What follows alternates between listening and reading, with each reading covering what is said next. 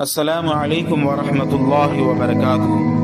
میرے بھائی، میرے دوست، حضور اقدس صلی اللہ علیہ وسلم کا ارشاد ہے، حضرت آدم علیہ السلام سے جب وہ گناہ صادر ہو گیا جس کی وجہ سے جنت سے دنیا میں بھیج دیے گئے، تو ہر وقت روتے تھے اور دعا و استغفار کرتے رہتے تھے۔ ایک مرتبہ آسمان کی طرف منہ کیا اور عرض کیا، یا اللہ، محمد صلی اللہ علیہ وسلم کے وسیلے سے تجھ سے مغفرت چاہتا ہوں۔ وہی نازل ہوئی کہ محمد کون ہے جن کے واسطے سے تم نے استغفار کی؟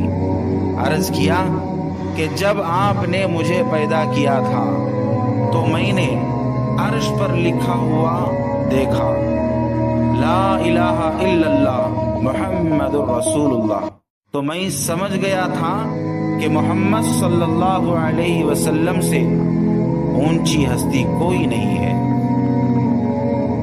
جن کا نام تم نے اپنے نام کے ساتھ رکھا، وہی نازل ہوئی کہ وہ خاتم النبیین ہے، تمہاری اولاد میں سے ہے، لیکن وہ نہ ہوتے تو تم بھی پیدا نہ کیے جاتے۔